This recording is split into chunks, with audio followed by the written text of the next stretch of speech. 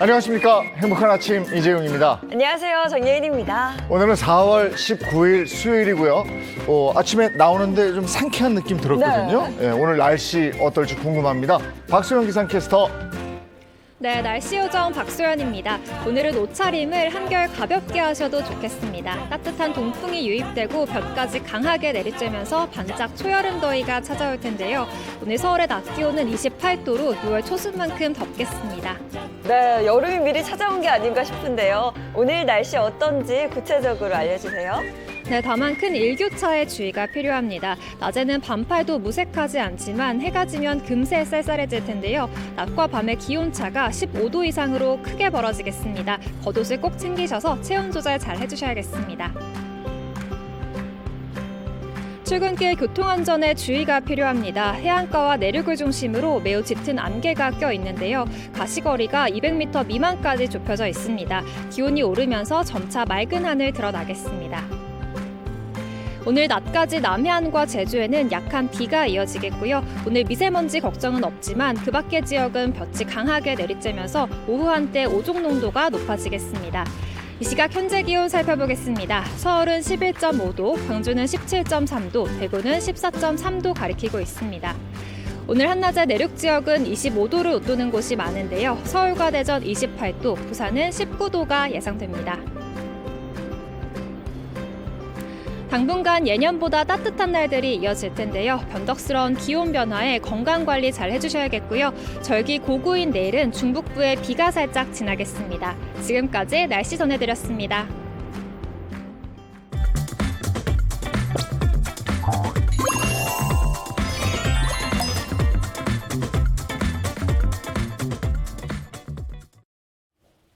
화제 이슈를 발빠르게 전해드리는 모닝 브리핑 순서입니다.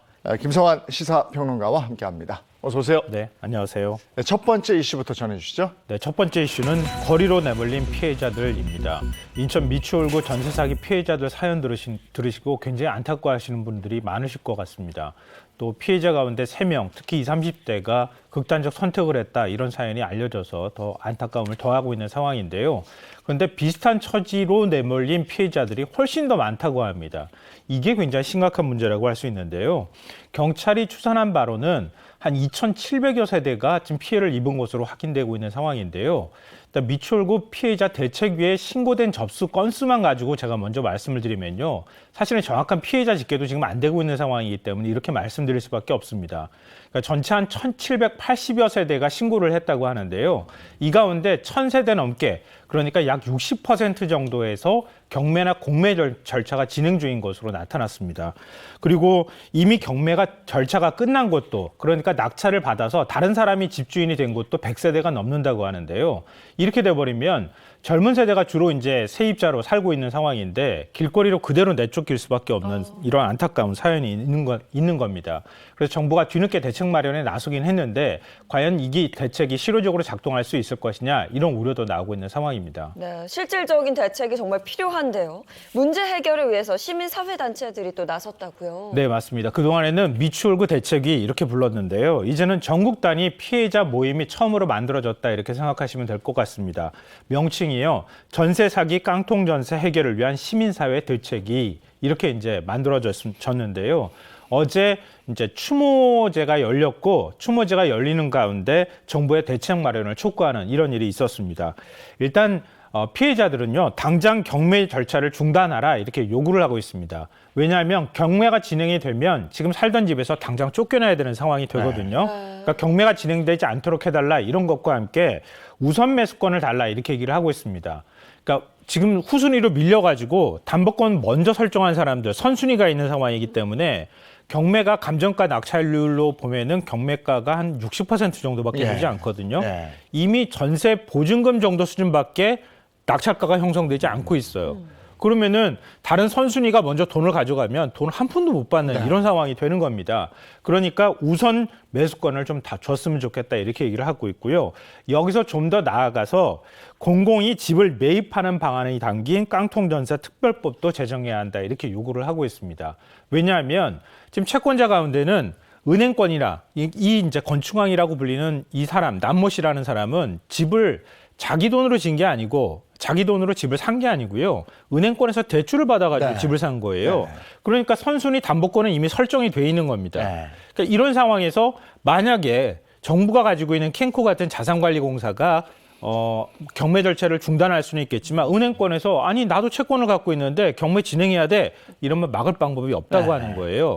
그러니까 은행권이 채권을 회수하지 못하도록 하면서 정부가 차라리 그걸 집을 그냥 매입해 버리는 겁니다. 그리고 난 다음에 그 다음 피해자들에 대한 대책을 만들어 줘야 그래야지 최소한의 보증금을 뭐 받을 수 있다거나 아니면 그 집에서 살 수 있지 않겠느냐 이런 얘기를 하고 있는 겁니다. 난 이런 얘기를 하다 보면요. 이 전세 사기범, 이 인간은 쏙 빠진 거예요, 지금 또. 그렇죠. 네. 엄벌해야죠. 지금 사람이 죽고 이 전세값 저 돈을 못 받으면 거리로 나앉게 생겼어요. 이거 어떻게 보면 가정 파괴범에 준해서 처벌해야 되는 사람이에요. 네, 맞습니다. 근데 이럴 때 이제 정부도 대책을 마련해야 되겠지만 이런 인간들에 대한 엄벌 이런 것도 좀 더 나왔으면 좋겠습니다. 아, 이게 해결돼야 될 텐데 말입니다. 자, 다음 이슈 전해 주시죠. 네, 다음 이슈는 김포 골드라인 대책입니다. 어제 경기도하고 김포시가 공동으로 김포라인 당장 이 혼잡들을 어떻게 낮출 것인지에 대한 긴급 대책을 발표했는데요. 일단 지금 혼잡률이 한 240%가 넘습니다. 그러니까 한 사람 들어가는데 한 3사람 정도가 지금 들어가서 타고 있다 이렇게 봐야 될 것 같은데요. 이걸 200% 이하로 낮추겠다 이런 내용이 포함되어 있습니다. 그러면은 김포 골드라인에 전동차 수를 갑자기 늘릴 수도 없잖아요. 네. 지금 2량밖에 안 되고 플랫폼도 2량만 딱 들어가게 만들어져 있는데 그럼 다른 대체 교통수단을 만들어야 되는 상황일 수밖에 없거든요.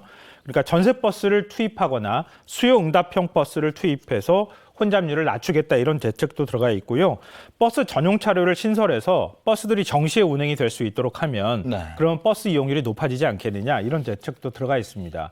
그러니까 이거는 어디까지나 단기적인 대책이고요. 장기적으로는 뭔가 수요를 분산시킬 수 있는 근본적인 방안이 필요하지 않겠습니까? 네. 그래서 광역 급행버스 도입을 추진하고 그다음에 지하철 5호선을 연장하고 GTX D 노선 빨리 연장해가지고 연결이 될 수 있도록 하겠다 이런 대책도 포함되어 있습니다.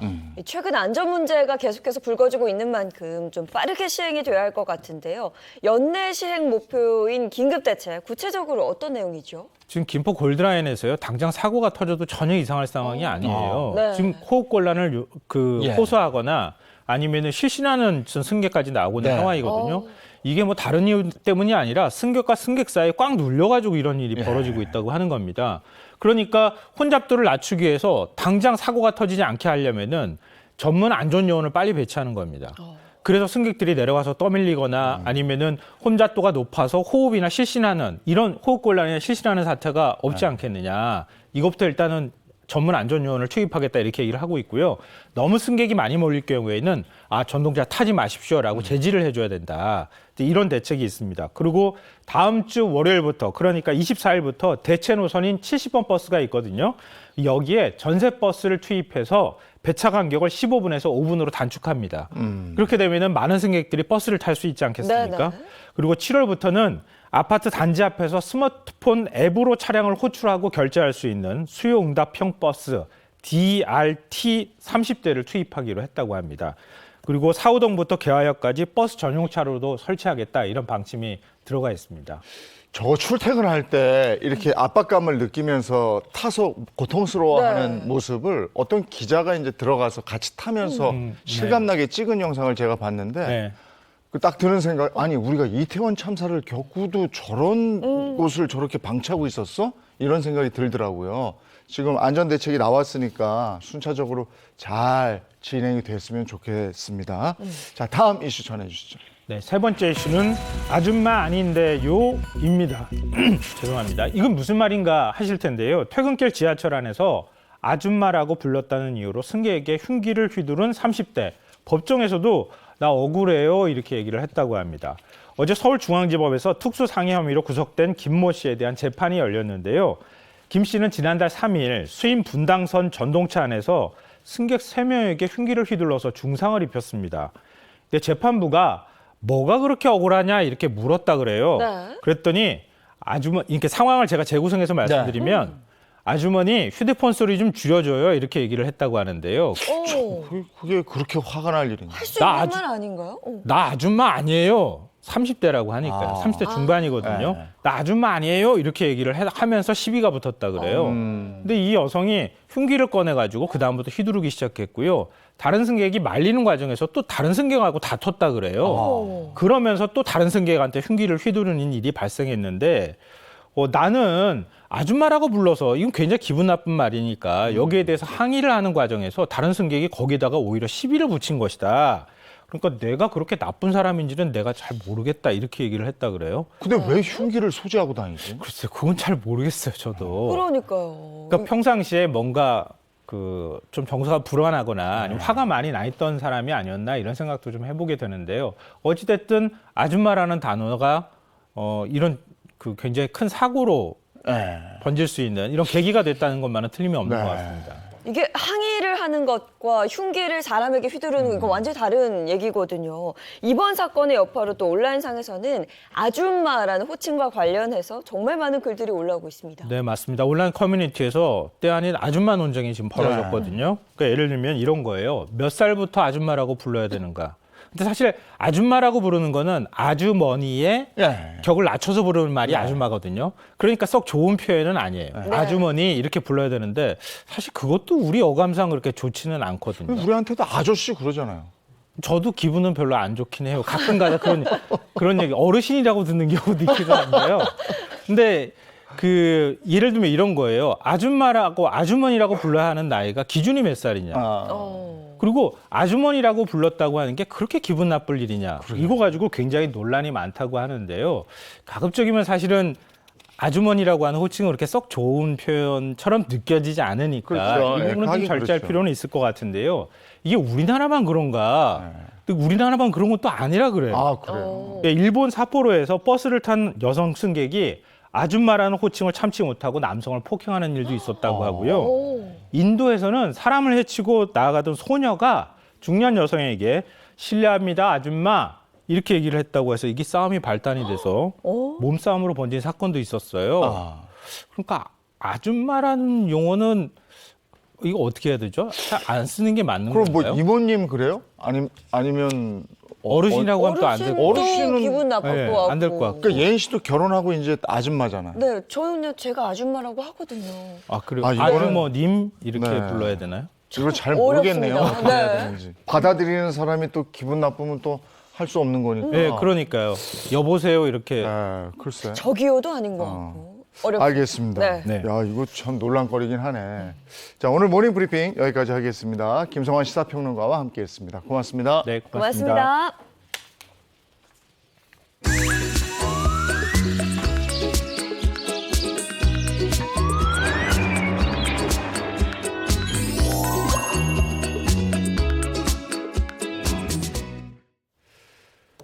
봄이 되면서 꽃 정말 흐드러지게 펴 있는데 이럴 때 어디 안 갈 수가 없죠. 좀 다녀보셨어요? 저는 이제 다니려고요. 사실 그동안은 뭐 꽃샘추위다 보다 해서 날이 네. 좀 추웠는데 오늘부터 날이 풀린다고 하니까 당장 네. 이번 주말부터 뭐 산이든 들이든 좀 나가서 놀면 어떨까 이런 생각이 좀 듭니다. 야, 꽃 지기 전에 부지런히 다니셔야 되겠네요. 그러니까요. 네. 근데 오늘 제가 한 곳 소개해 드릴 텐데 강과 산과 바다를 다 아우르는 아주 멋진 곳을 소개해 드리겠습니다. 오, 거기가 어디예요? 바로 경상남도 하동이 그렇습니다. 아, 하동 다원에서 그 차를 마실 수 있는 네. 그 공간이 SNS에서 굉장히 핫해서 저도 잘 알고 있습니다. 예, 아주 그윽한 차 향을 느낄 수 있고 우리 전통과 문화가 그대로 살아있는 아주 멋진 곳인데 자, 같이 한번 가보시죠. 지리산의 웅장한 산줄기와 섬진강이 만나고 드넓게 펼쳐진 푸른 녹차밭과 전통 장터의 푸근한 인심과 활기찬 분위기가 상충객의 마음을 들뜨게 하는 곳. 오늘은 대한민국의 시크릿 가든 경남 하동을 찾아가 봅니다. 화개장터. 어느 가산말처럼 전라도와 경상도를 가로지르는 화개장터는 지리산골의 산나물과 약재를 비롯해서 전라도에서 생산한 쌀과 보리, 다양한 수산물까지 남도 지방의 모든 식재료를 만날 수 있어서 구경하는 재미가 쏠쏠하더군요. 여기 버섯이 이렇게 있네. 자, 이거 한번 드셔보세요. 예. 예, 야, 이거 맛있다. 산지에서 나는 농산물 자체가 아주 좋고요. 그리고 상인들 인심이 후덕합니다. 너무너무 좋습니다. 그냥 달라는 대로 막 퍼드립니다. 아, 예, 예. 애기랑 사진 찍으세요.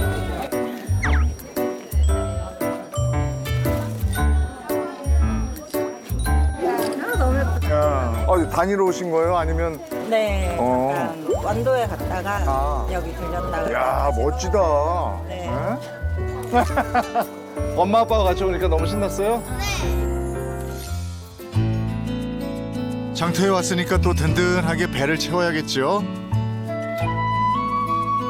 장터 끝자락에 있는 식당. 이곳에서 특별한 분이 저를 기다리고 있었습니다. 아유, 예, 아유, 반갑습니다. 앉으시죠. 네. 이 식당은 어떤 음식이 유명한 식당입니까?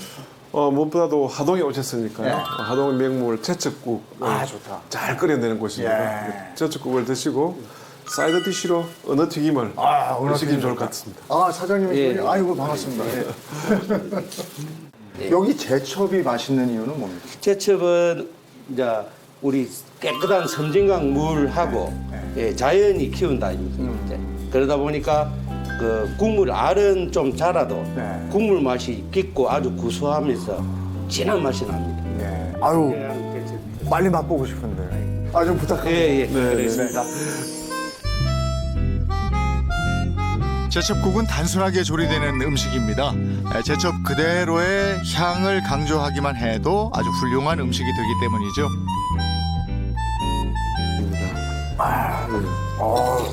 아니, 이 국물은 완전히 맛있는 보약인데요. 어쩜 이렇게 담백하면서도 깊은 맛이 나는지 모르겠어요. 특히 하동에서 나는 부추를 얹어서 더 그런 것 같습니다. 제첩국은 부추하고 잘 어울리나 봐요. 아유, 그렇습니다. 부추가 건강한 식단을 만드는데 크게 도움이 되는 야채입니다. 화려한 조리법이나 특이한 양념의 배합이 없어도 자연 그대로의 감칠맛이 느껴지는 음식. 이게 하동 음식의 특징이 아닐까 싶습니다. 먹음직스럽습니다. 아유, 그렇습니다. 이걸 하나 그냥 통으로 들고. 네네. 네? 한번 시도해 보시죠. 예. 살이 아주 꽉 차 있죠. 입안 가득 베어무는 재미가 있더군요. 맛있다. 네. 네? 야, 이거 어쩜 이렇게 맛있어요? 진짜 뭔가 신선한 맛이고 네. 어쩜 이렇게 생선이 달아요. 섬진강 물이 워낙 맑고 또 모래톱이 이렇게 여울진 곳에 언어가 많이 자라기 때문에 그래서 이제 깨끗하고 여름이 되어갈수록 수박 향이 강해집니다만 화개천이 워낙 깨끗하니까 네. 이렇게 좋은 언어가 나오는 것 같아요. 식재료가 워낙에 신선하니까요. 네네. 하동에는 정말 좋은 1등급 식재료가 이렇게 많거든요. 아유, 그럼요. 네. 그러니까 특산물이 굉장히 네. 다양하게 많이 나죠. 그리고 지금 이제 한참 철이 또 딸기철입니다. 예, 우리나라에서 가장 유명한 딸기 주산지가 또 하동에 있습니다. 딸기 향이 너무 좋은데요. 네. 안녕하세요.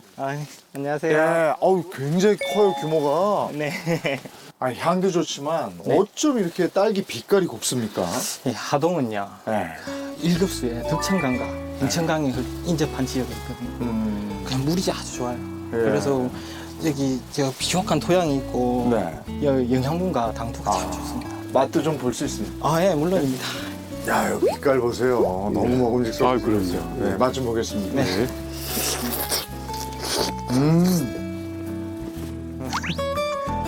와, 이게 당도도 매우 높고 향은 왜 이리도 진하던지요.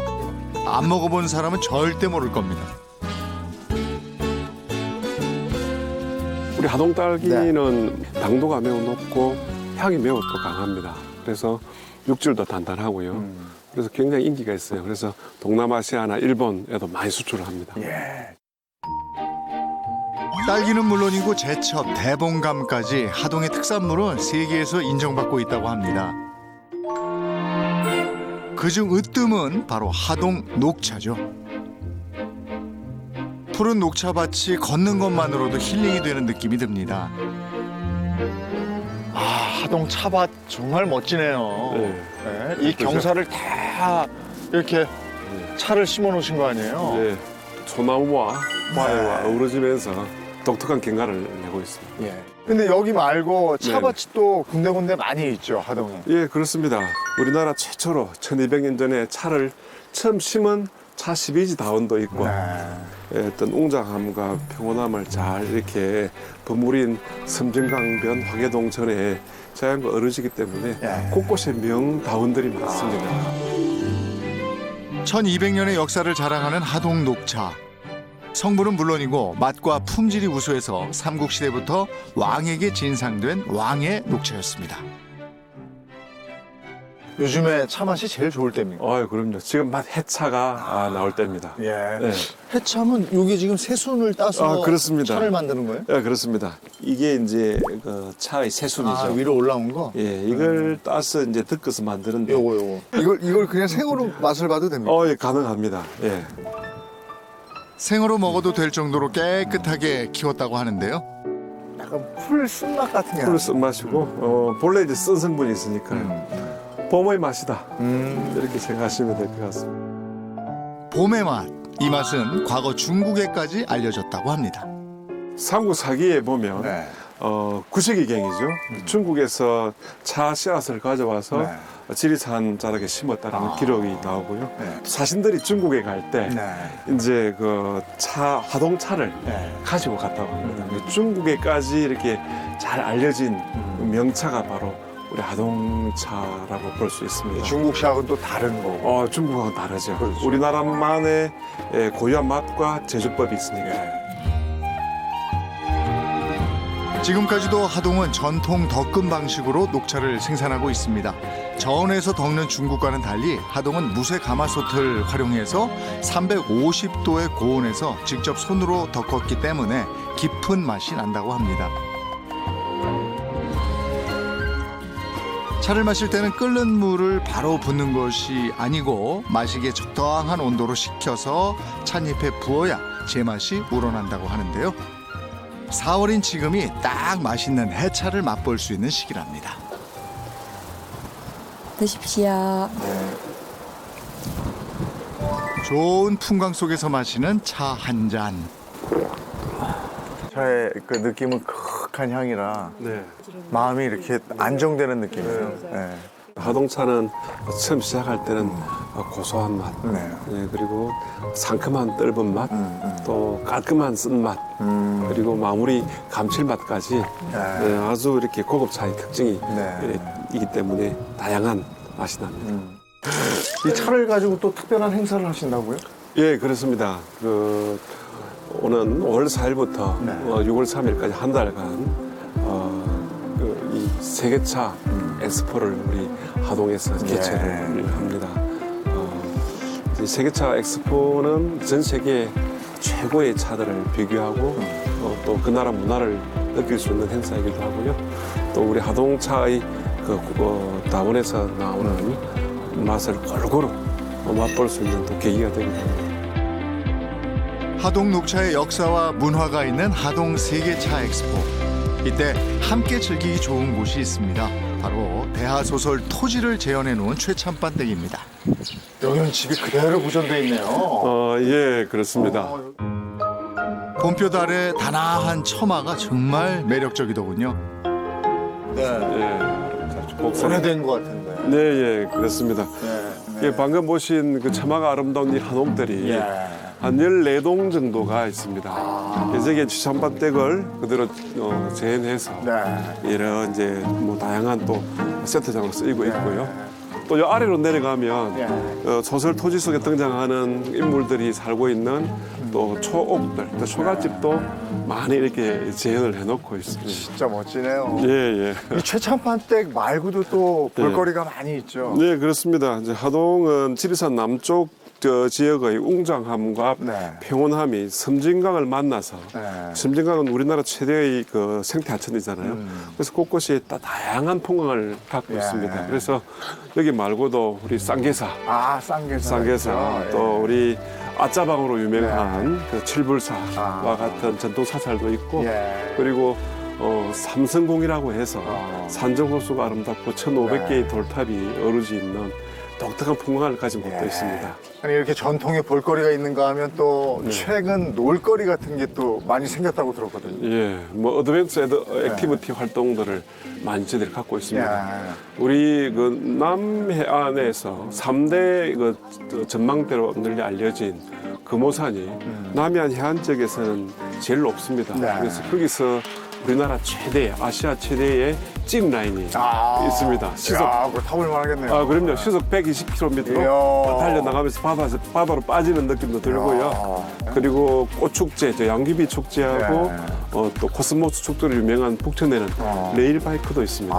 뭐 이런 등등의 다양한 액티비티 이런 관광 상품도 많아요. 그러니까 이런 부분들은 우리 이번에 세계차 엑스포에 입장하신 분들은 이런 27건 정도 시설을 할인해서 그렇습니까? 저기 있습니다.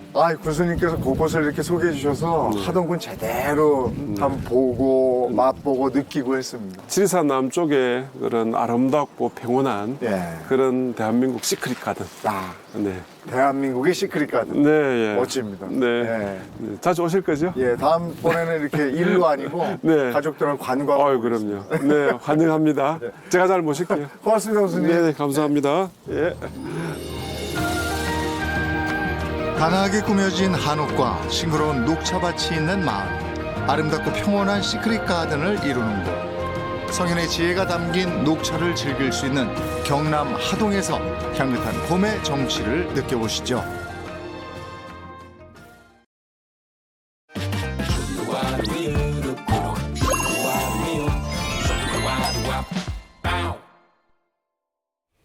네, 이번에는 한 주간의 영화 소식을 알아보는 박스 오피스 순서입니다. 네, 반가운 세 분과 오늘도 함께합니다. 인사 먼저 부탁드릴게요. 안녕하세요. 연예계 팩트 사냥꾼 홍정선입니다.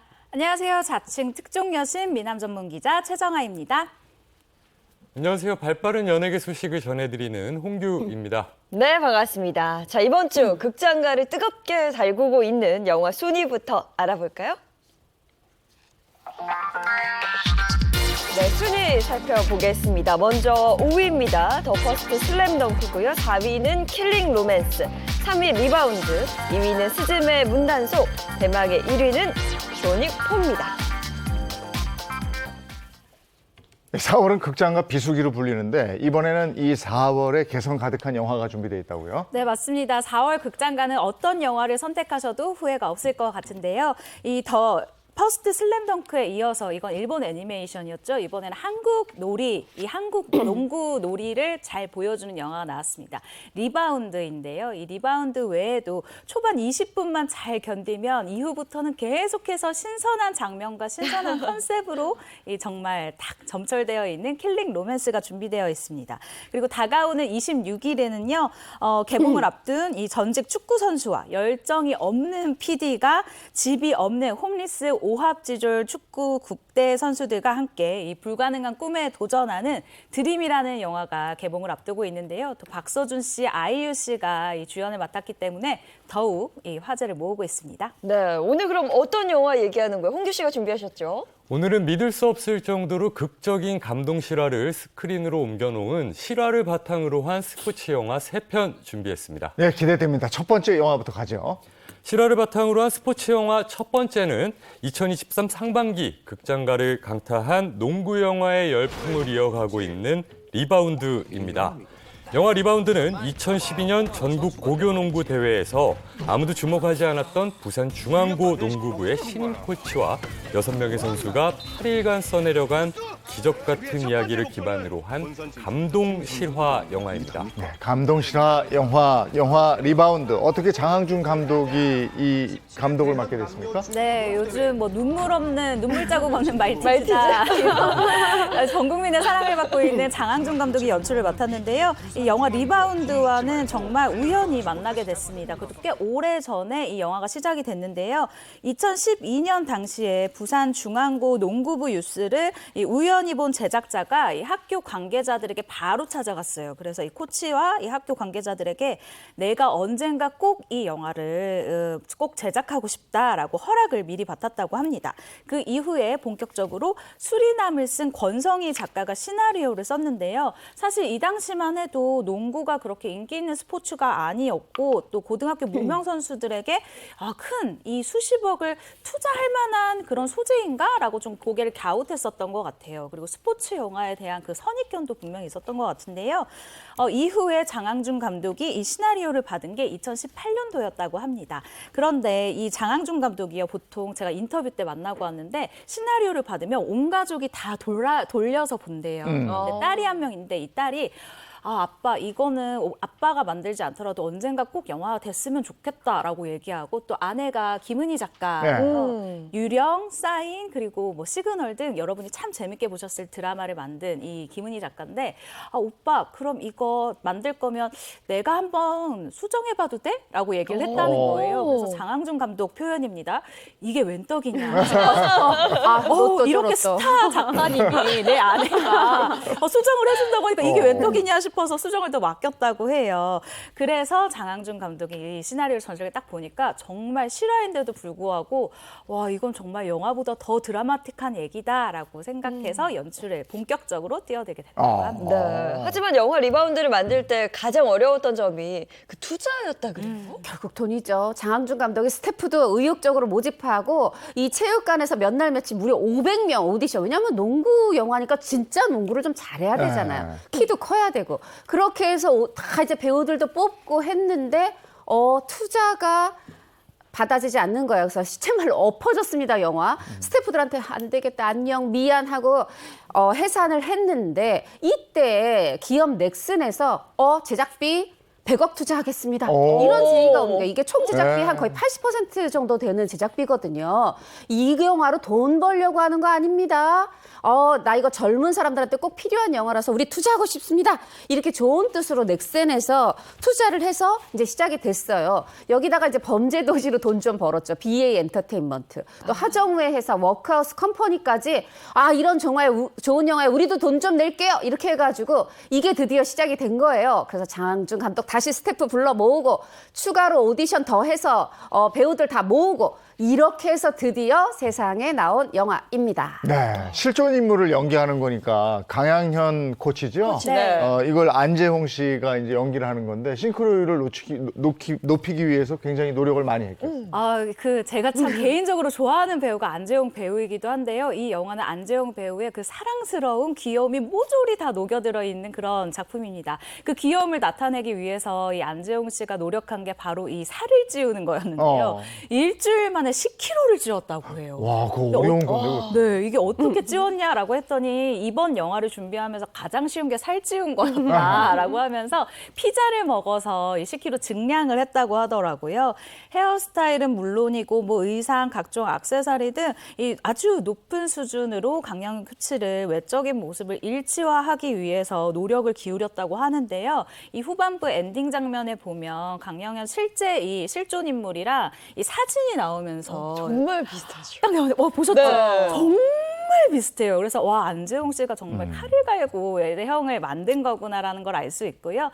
코치의 이 부산 사투리라던가 여러 가지 말투를 따라하기 위해서도 노력을 많이 했었다고 이야기를 했습니다. 네, 저도 안재홍 씨 참 좋아합니다. 네. 이번 영화를 보고 제가 느낀 점은 굉장히 재밌어요. 네. 그 연기로서 코믹한 그 포인트들을 정말 잘 살려서 뭐 깔깔 웃으면서 봤거든요. 영화관에서 보시길 저 추천드립니다. 자, 이어서 두 번째 영화 소개해 주시죠. 실화를 바탕으로 한 영화 두 번째 스포츠 영화는 한국 야구 역사상 최고의 투수로 손꼽히는 고 최동원 선수와 선동열 선수의 고독하고도 치열한 맞대결을 그린 영화 퍼펙트 게임입니다. 이 퍼펙트 게임은 야구 팬 그리고 영화 팬 다 설레게 하는 영화잖아요. 네. 정말 이 한국 야구 역사상의 정말 최고의 어떤 라이벌전 그 중에 하나로 기록되고 있는 경기입니다. 1987년 5월 16일 부산 사직구장에서 열렸던 그 명승부인데요.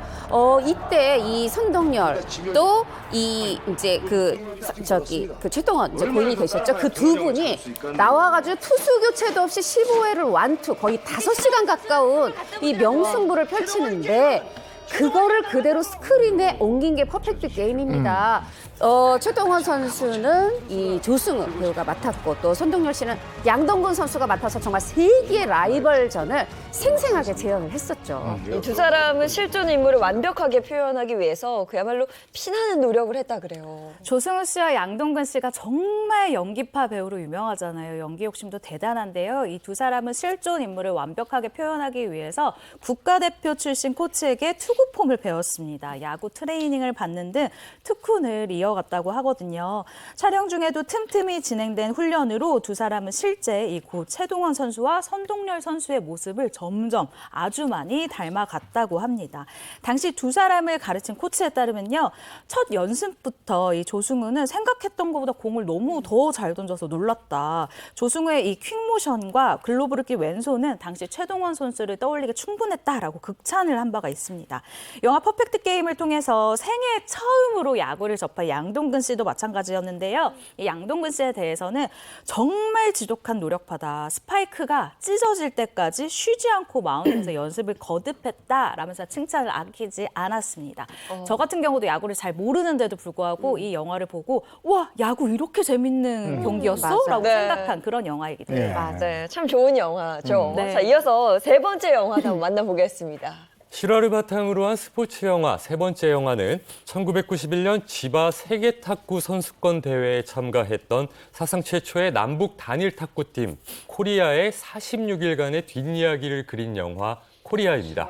지금 상상하기 어렵습니다만 당시에도 이게 남북 단일 팀이라는 게 금메달 따는 것보다도 어렵고 이랬잖아요. 그렇죠. 또 극중 하주원 씨는 당시 네. 현정화 선수를 또 배두나 씨는 리브니 선수를 표현하기 위해서 역시 발톱이 뭐 빠지는 네. 그런 고통을 감내하면서 엄청난 연습을 했다고요. 네, 맞습니다. 하지원 씨는 탁구채를 살면서 한 번도 잡아본 적이 없었는데 이 극중 현정화 역할을 이 완수해내기 위해서 당시에 하루 3시간 이상 개인 연습을 했고요. 단체 연습을 매일 5개월에서 6개월 정도 하면서 정말 맹훈련을 받았다고 합니다. 심지어 이 운동화에 발톱이 계속해서 이 멈추는 장면에서 계속 탁탁탁 부딪히다 보니까 발톱이 빠진 적이 있다고 해요. 또 극중 이 리브니 역할을 맡은 배두나 씨 역시도 원래 오른손잡이인데 리브니 실제 선수가 이 왼손잡이였다고 합니다. 그래서 오른손잡이가 왼손으로 탁구채를 연습을 했던 거예요. 그렇다 보니까 이게 안 쓰던 모습이다 보니 어깨도 망가지고 촬영 중에 이분도 또 발톱이 빠졌다고 합니다.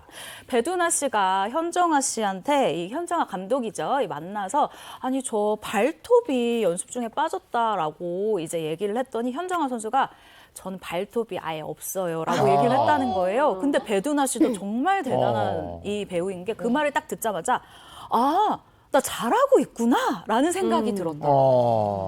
탁구가 운동량이 대단하거든요. 네. 근데 발톱까지 빠져가면서 저렇게 하는지 몰랐고. 저 영화에 187만이 들었는데 다들 감동을 느꼈고 마지막 장면 이제 헤어지는 장면 있잖아요. 남북 선수들이. 거기서 다들 울고 막 그랬다고. 너무 울었어요. 전 관객이 울었죠. 왜냐하면 이제 이 하지원 씨가 이제 양정화 선수죠. 이제 인사를 해야 되잖아요. 네. 그런데 리브니 선수한테 인사를 해야 되는데 전화할 게도 안 돼, 편지할 게도 안 돼. 그렇죠. 그리고 언제 다시 네. 볼지 현정화 선수입니다. 이 모르잖아요. 그러니까 이 현정화 선수 이 맡은 하지원 씨가 이 눈물을 터뜨린 거예요. 전 국민이 다 같이 울었죠. 그런데 그럼 현실에서는 만날 수 있었냐? 아닙니다. 네. 이때가 1993년 스웨덴 예테보리 세계 선수권 대회였는데 이 뒤로 실제로 현정화 선수, 리브니 선수 한 번도 만난 적이 없다고 하고요. 네. 이 감동 드라마를 또 권성희 작가가 썼는데 그 작가가 리바운드 작가예요. 리바운드 많이 사랑해 주세요. 네, 알겠습니다. 영화 코리아까지 영화 소식 잘 들었습니다.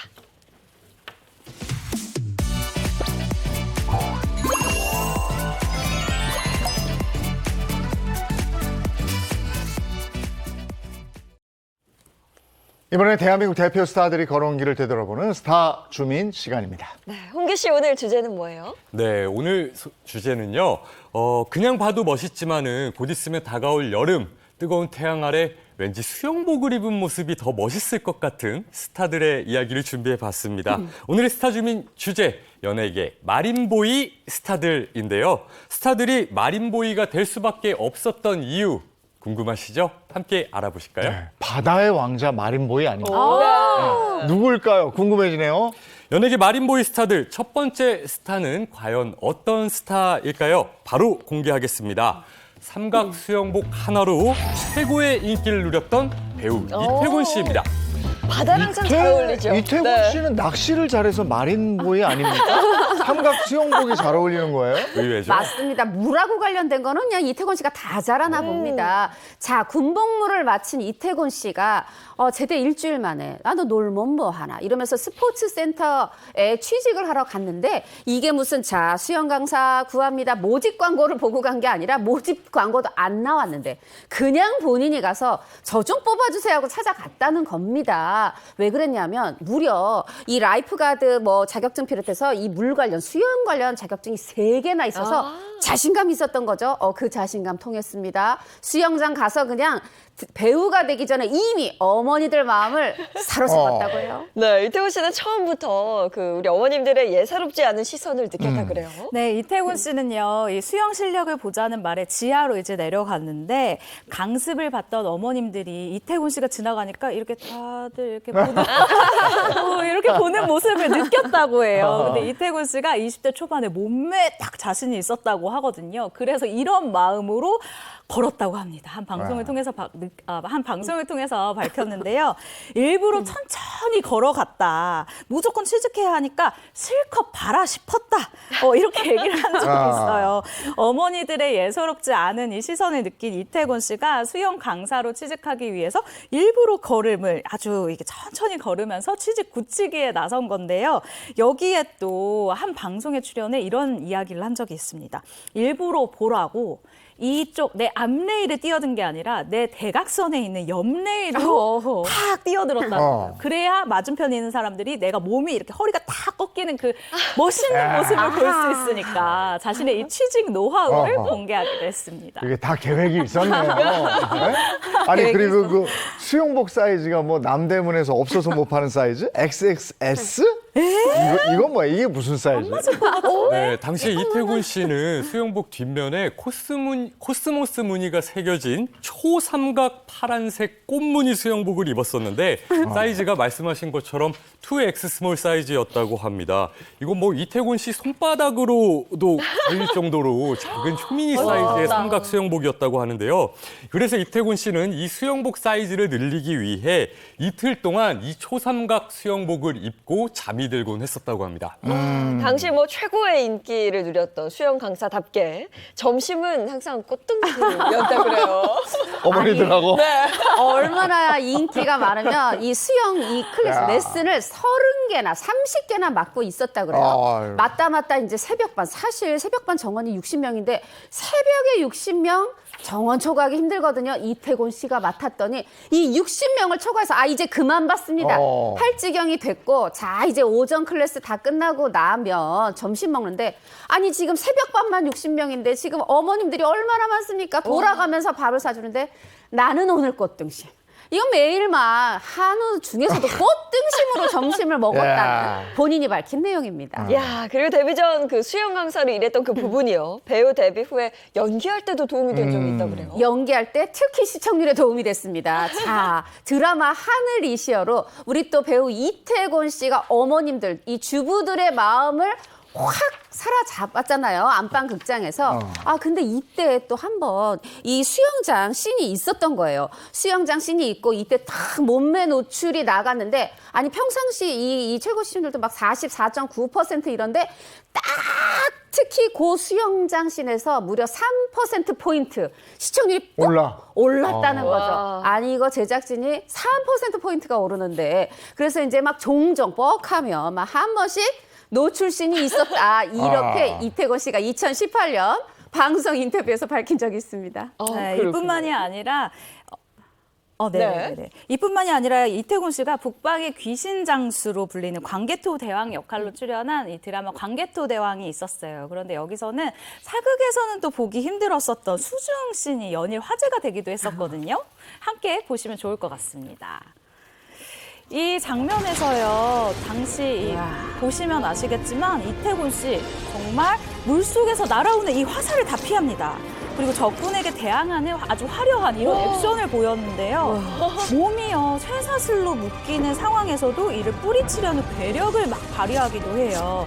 근데 이 물 안이 깊이가 무려 5m에 달하는 물이거든요. 사실 저는 무서워서 연기를 못하겠다라는 생각도 드는데 보시다시피 아주 자유자재로 움직이면서 거의 모든 장면을 대역도 없이 연기를 직접 해냈다고 합니다. 네, 그리고 이게 다가 아니죠. 이태곤 씨는 우리가 잘 알고 있지만 물과 관련된 취미 활동을 굉장히 많이 하고 있더라고요. 맞습니다. 이태곤 씨가 이 무인도에 챙겨갈 3가지 이러면은 물, 칼, 낚싯대. 낚시 정말 잘하잖아요. 이 도시어부, 채널A 도시어부에서도 그 진가를 보여줬었는데 집에 이 낚시 얼마나 좋아하냐면은 이 낚시 장비를 넣어두는 장비방이 있는데 이게 하나도 아니고 무려 2개라 그래요. 2개인데 그 와중에 거기서 또 하나는 그럼 뭐가 있느냐? 또 오랫동안 이 벌써 낚시 한 지가 30년이 돼가지고 그 낚싯대들도 있고 다양한 릴도 있고 그러고 또 2번째 방에는 뭐가 있느냐? 이 생선 잡아오면 물고기 잡아오면 넣어놓을 이제 잠깐 낚시할 때 옆에 넣어놔야 되잖아요. 그런 보관 박스라든가 어떤 모형 미끼라든가 뭐 또 갈고리가 있는 바다 낚시 장비라든가 이런 또 작은 걸 모아놓은 방이 또 따로 하나가 있다. 이것만 봐도 사실 배우면은 주로 옷방이 1개, 2개 늘어가죠. 그런데 낚시 장비방이 늘어가는 이태곤 씨 정말 당신은 마린보입니다. 아니 낚시 장비를 모아놓은 방이 2개다. 야, 그게 다 얼마치래요? 네, 낚시 장비값 보통 이렇게 작지 않은 걸로 저도 알고 있는데 무려 다 합친 금액이 수입 고급 외제차 가격 한 대와 맞는다고 합니다. 8천만 원 정도 된다고 하는데요. 더욱 놀라운 건 전문 식당에서나 볼 수 있는 생선을 보관하는 냉동고까지 집에 보유하고 있다고 하네요. 정말 낚시 사랑이 보통이 아니신 것 같습니다. 그냥 취미를 넘어서 정말 제대로 취미를 즐기고 있는데 이쯤 되면 그 이태곤 씨의 낚시 실력이 어느 정도인지 좀 궁금해지는데요. 네, 이태곤 씨는 낚시 프로그램 이 도시어부에서요, 최고 기록도 여러 가지고 있는데요. 어떤 기록일까요? 영상으로 함께 보시죠. 이태곤 씨는요, 이 참동 낚시와 갯바위 낚시에 강한데요. 2018년도에는 무려입니다.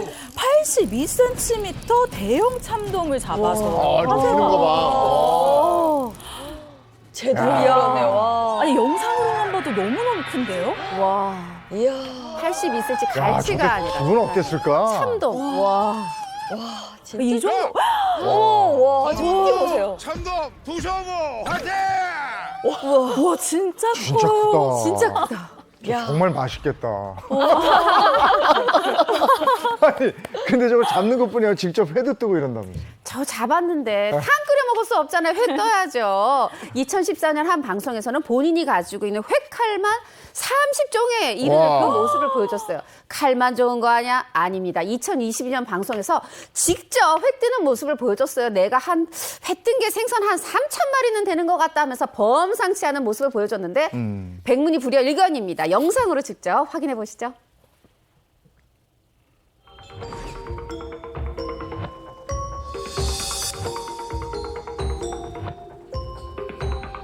제가 요즘에 껍질에 실수를 많이 해요.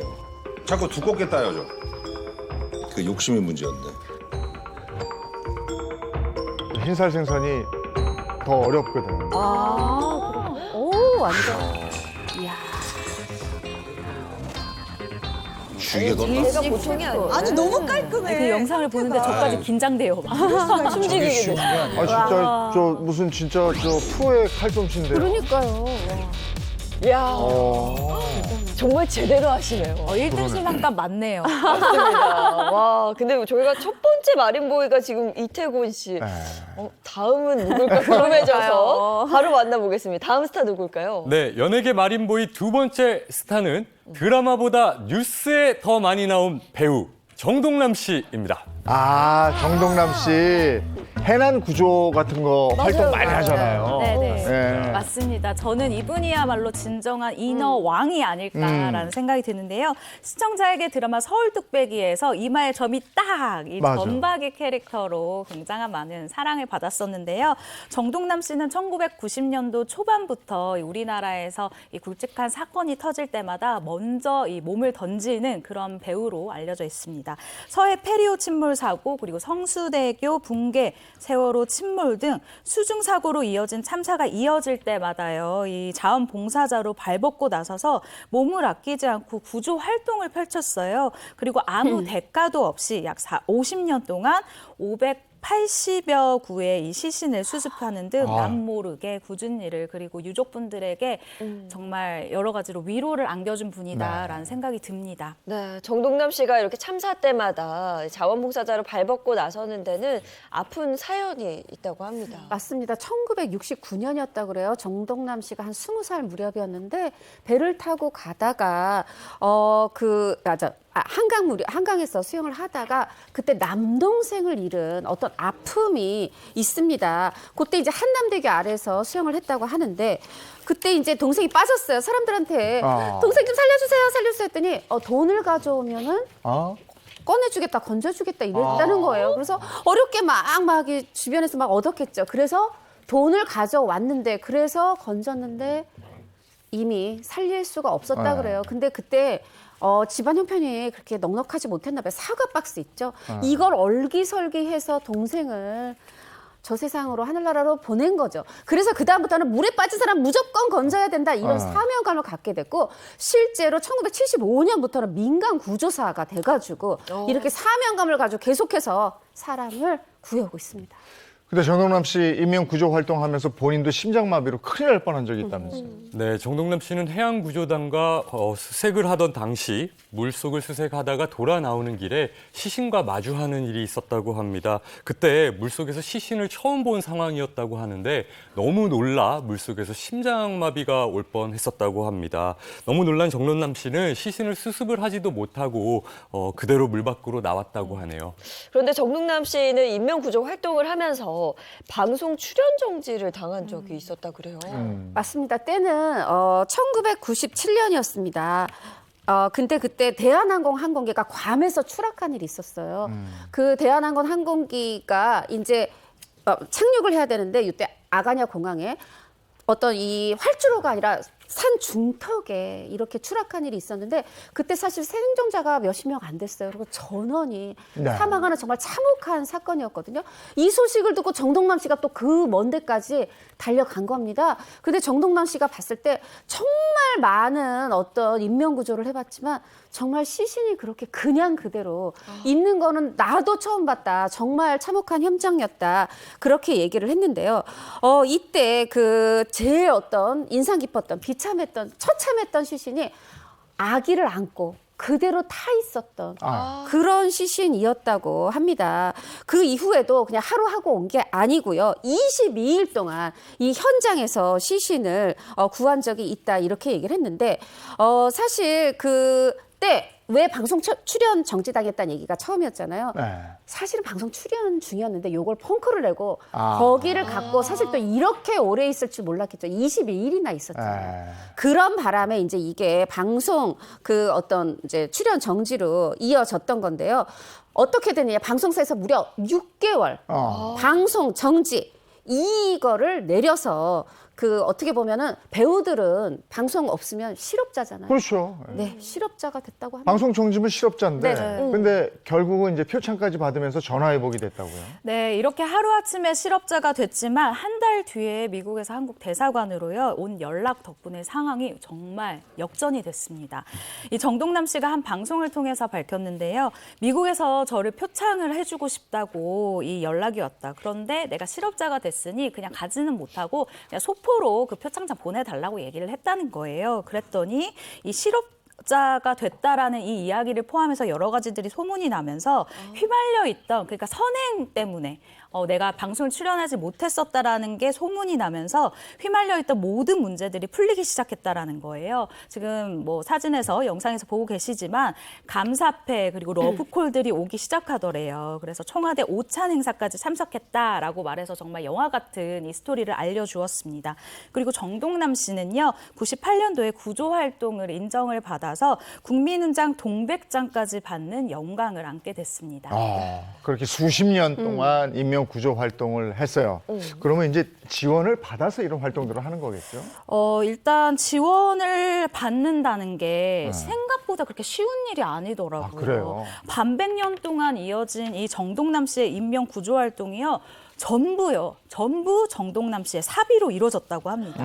그동안 방송 활동을 하면서 들어오는 수입으로 장비 사고, 본업을 하고 있다가 또 사고 일어나면 이 비상 연락망을 통해서 모여있는 대원들한테 연락을 하고 그리고 이 구조 대원들한테 또 밥도 사주고 이걸 다 사비로 하신 거예요. 이게 정말 대단한 일이다라고 박수를 쳐드려야 되는 일인 것 같아요. 근데 얘기를 들으니까 정동남 씨가 이렇게 인명 구조를 하는 동안 그 가족들은 분명 또 다른 그러네. 희생을 겪었을 것 같아요. 그렇죠. 같은 마음으로 물론 했겠지만 분명히 희생입니다. 1971년에 정동남 씨가 데뷔했는데 계속 무명이다가 데뷔 20년 만에 서울 뚝배기로 팍 스타가 되고 이때 돈 좀 꽤 벌게 된 겁니다. 그런데 정동남 씨가 정말 가족들 생활에 필요한 그 돈만 딱 떼어놓고 나머지는 이렇게 사비로 구조 활동에 나섰던 거예요. 넉넉하게 생활비 주지 못한 것도 미안하지만 아이들 한참 자랄 때 얼굴 계속 확확 바뀌잖아요. 그거를 못 봤던 게 평생이 아니고 이 가족에 대한 미안함은 죽을 때까지 계속 될 것 같다. 가족에 대한 미안함을 고백한 적도 있어요. 네. 정동남 씨는 요즘 어떻게 지내고 있습니까? 네, 정동남 씨는요, 비영리재단 이 한국구조연합회 회장으로 45년째 회장직을 이렇게 계속 하고 있습니다. 아무래도 나라에서 인정을 받았기 때문에 존경을 통해서 이 자리를 유지할 수 있는 것 같은데요. 그리고 이 정동남 씨의 나이가 70세를 넘었잖아요. 그래서 시청자분들이 걱정하실까 봐 말씀을 드리자면 지금은 현장에 가도 본인이 이제 이 양성을 한 대원들에게 큰 지시만 내리고 현장에서 시범은 보이지 않는다라고 합니다. 네. 바다의 슈퍼히어로인 것 같아요. 정동남 씨 이야기 한번 짚어봤고요. 그래서 다음 스타는 누굴까요? 연예계 마린보이 스타들 세 번째 스타는 전국 수영대회에서 저병 신기록을 보유하고 있는 수영선수 출신 배우 성훈 씨입니다. 성훈 씨는 어깨가 진짜 넓잖아요. 네. 그래서 수영을 취미로 즐긴 건 알고 있었는데 신기록을 보유한 수영 선수인지 몰랐네요. 진짜 선수입니다. 뭐 수영 취미 이거 아니고 성훈 씨가 초등학교 때부터 13년 동안 수영만 한 선수였고 실제로 2002년에는 MBC 대 전국 수영대회 또 같은 2002년에 대학 선수권대회 여기서 저병 신기록을 낼 만큼 실력을 갖췄던 거예요. 물론 이제 세월이 지나면서 벌써 20년 훨씬 전 얘기잖아요. 이 기록은 깨졌지만 다른 선수에서 또 다른 신기록이 나왔지만 그만큼 수영 유망주여서 대학에서도 심지어 대학을 졸업하고 실업팀까지 가서 수영 선수를 했을 만큼 진짜 선수네요. 마린보입니다. 성훈 씨가 뭐 연예계 대표 마린보이로 등극한 적이 있다면서요? 네, 2015년도입니다. 한 방송을 통해서 국가대표 뺨을 치는 이런 엄청난 실력을 보여준 건데요. 당시 영상 함께 보시죠.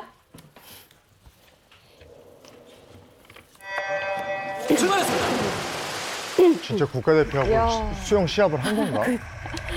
일단은 3번 레인의 성훈 선수 그리고 5번 레인의 현우 선수 두 선수 좀 주목이 돼 보이고요. 성훈 선수가 가장 먼저 통과를 했습니다. 아니 성훈 선수로 보이지가 않아요. 그렇죠? 우리가 아는 수영 배우 성훈 씨 아닌 것 같아요. 입이 떡 벌어지는데요. 너무 잘한다. 결승선에 다가오고 있는데요. 3번 레인의 성훈이냐 5번 레인의 현우냐.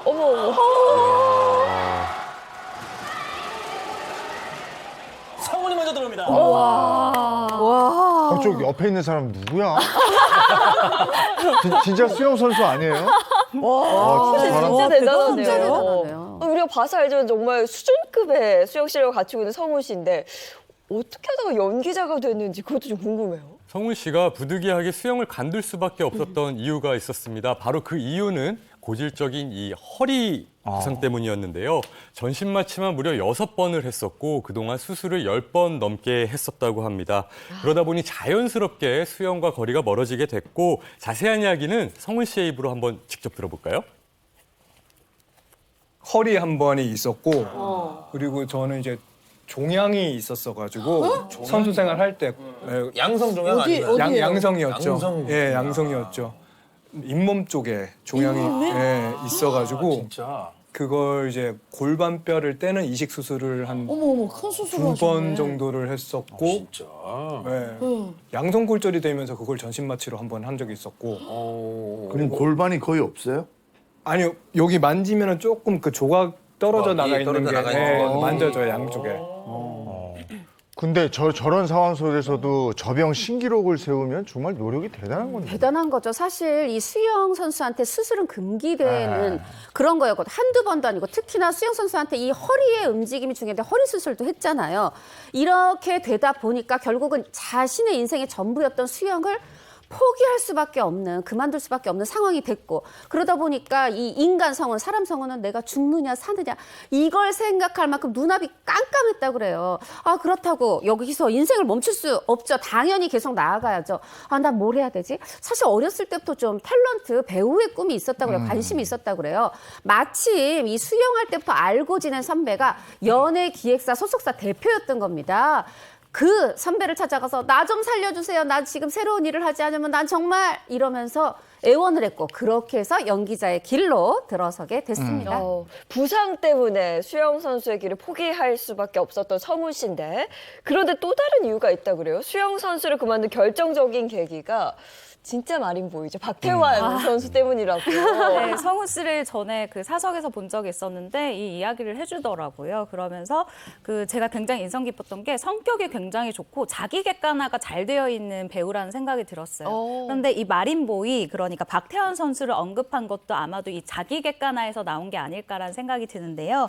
박태환 전 선수의 이야기부터 먼저 해드리자면 한국 수영 최초의 올림픽 금메달을 안겨준 선수죠. 그리고 2008년 베이징 올림픽 자유형 400m 금메달, 여기도 자유형 200m 은메달, 그리고 2012년도 런던 올림픽 자유형 400m 그리고 200m에서 각각 은메달을 땄고요. 또 2연속 아시안게임 상관왕에 올랐습니다. 그러니까 정말 전설 같은 선수인 거예요. 근데 성훈 씨가 당시 실업팀에서 활동을 하면서 이 연봉을 받기에는 전혀 무리가 없는 실력이었었는데 어느 날 독보적인 실력의 이 박태환 선수가 탁 나오자 이거는 조금 내가 어려울 수도 있겠다라는 그 자기 객관화가 여기서 나왔었던 거예요. 그래서 이 기록 경기인 수영이기 때문에 누군가가 잘하면 사실은 주변 사람들도 그 사람을 따라가다 보면 이 기록이 같이 오른다라고 하거든요. 그런데 성훈 씨는 내가 나를 판단했을 때 박태환을 넘기는 좀 어려울 것 같다라는 이런 생각을 과감하게 했고 수영을 또 그만두는데 어떤 일정 부분 이 생각이 차지한 것 같습니다. 판단을 빨리 했구나. 네.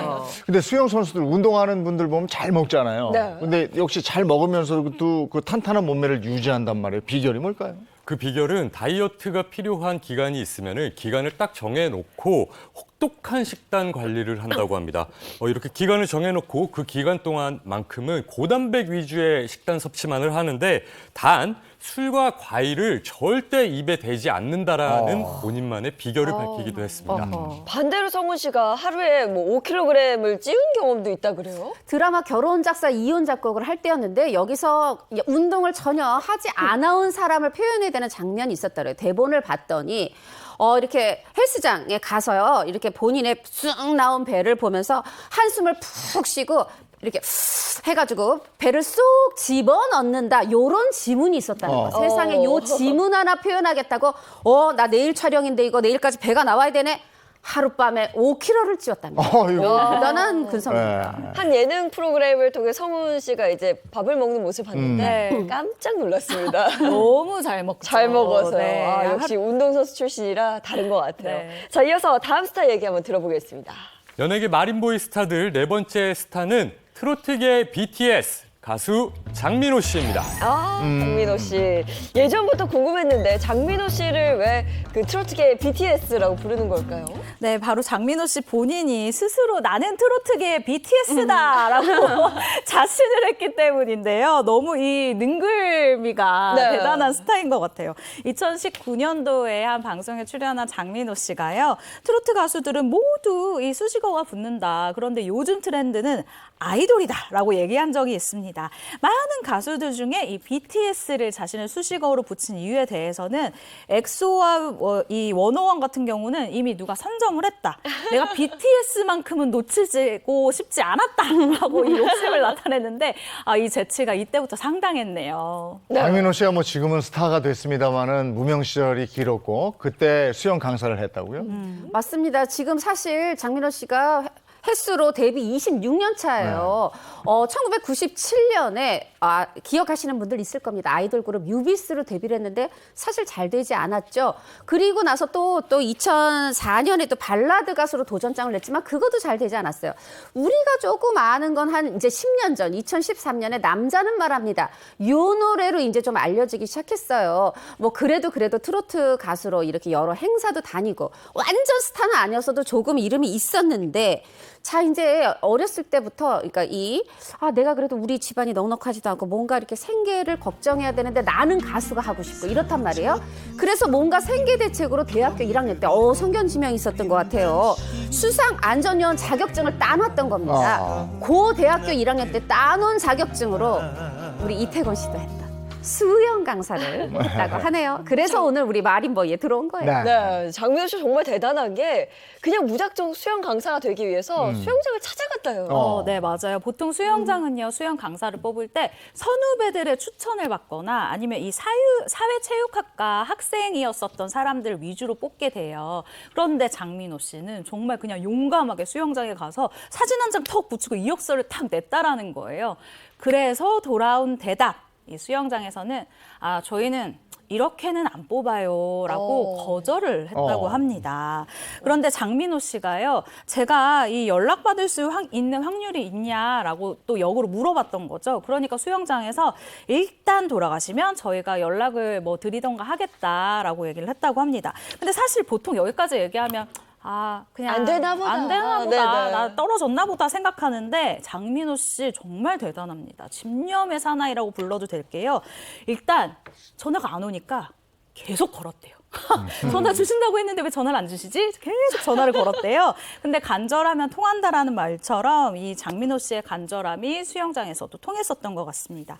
테스트를 보러 오라라고 이 연락이 왔고요. 장민호 씨가 이 테스트를 멋진 수영을 통해서 통과를 했고요. 그렇게 이후에 같이 일해보지 않겠냐라는 이야기를 들으면서 수영 강사로 첫 발을 내딛게 됐습니다. 네. 장민호 씨도 장민호 씨의 신체 조건이면 또 수영 강사로 인기가 대단. 어마어마했을 것 같아요. 꽃등심 매일 드신 거 아니에요? 그랬을 것 같은데요? 와, 실제로 인기가 어마어마했었다고 합니다. 이 끈질긴 노력과 성실함으로 수영 강사가 된 장민호 씨. 장민호 씨는 직장인들이 수영을 배우는 오후 7시에서 8시 타임을 맡았었다고 하는데요.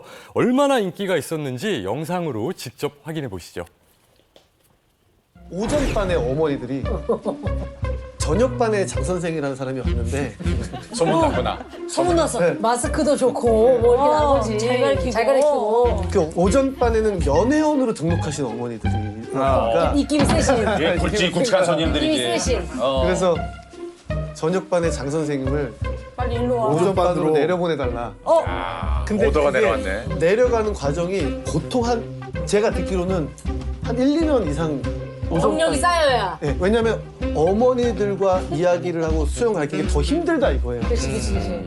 그래서 저는 진짜 아무 생각 없이 입사 3개월 만에 바로 이제 어머니반에 가서 일을 하게 된 거죠. 한 2년 반. 와, 이거 직장 생활로 따지면 3개월 만에 그냥 초고속 승진한 그런 경우거든요. 근데 인기 수영 강사인 만큼 돈도 좀 많이 벌었을 것 같은데요? 네, 장민호 씨가 수영 강사로 활동한 기간이 약 2년 3개월 정도 됐었다고 하는데 당시 월급이 60만 원이었었다고 합니다. 장민호 씨는 이 돈을 성실하게 모아서 자신의 학비에도 보태 쓰고 400만 원 정도 되는 중고차를 구입하기도 했었다고 하네요. 네. 장민호 씨는 수영 강사로 일할 때 어머니 팬 대하는 노하우를 알게 됐다고. 네, 장민호 씨가 밝혔던 것처럼 이 오전 수업반은요, 연간 회원들이 굉장히 많다고 합니다. 연간으로 오는 어머님들이 참 많은 건데요. 장민호 씨 이 오전반을 맡으면서 그때 내가 어머님들 마음을 알았다. 어머니들은 수영 선수처럼 배우고 싶어서 오는 게 절대 아니다. 들어드리는 것만으로도 스트레스가 풀려서 오시는 거다. 트로트로 왔더니 연령대가 비슷하지 않냐? 그때 도움이 굉장히 많이 됐다. 라면서 이 어머니 팬들의 마음을 사로잡을 수 수 있었던 자신만의 비결을 밝히기도 했습니다. 예. 장민호 씨는 뭐 여전히 스타로 요즘도 바쁘죠? 너무 바쁘죠. 사실 그래서 이 아이돌도 아니고 발라드도 아니고 트로트에 맞는 게 아이돌 할 때 너 왜 이렇게 노래 뽕기 있어 이랬대요. 수영장에서 또 어머님 마음을 얻는 방법도 알았어요. 저는 계속해서 승승장구할 수밖에 없는 장민호 씨라고 확신합니다. 아, 인생 과정이 그럼 트로트 가수로서는 천하무적이에요. 그러니까 이렇게 왔어요. 이렇게 향이 왔어요. 네. 아이고 오늘은 연예계 마린 보이 스타들 바다의 왕자라고 그래야 되나? 마린 보이 스타들 주제로 얘기 나눠봤습니다. 고맙습니다. 고맙습니다. 오늘은 또 초여름 날씨라고 그러니까 옷 좀 가볍게 해야 되겠어요? 네, 하지만 또 일교차가 워낙 크게 벌어지면서 밤이 되면 기온이 또 뚝 떨어지거든요. 입고 벗기 편한 외투 꼭 챙기셔야겠습니다. 좋은 하루 보내시고요. 저희는 내일 아침 7시 30분에 돌아올게요. 행복한 아침, 행복한 하루 되십시오. 고맙습니다. 고맙습니다.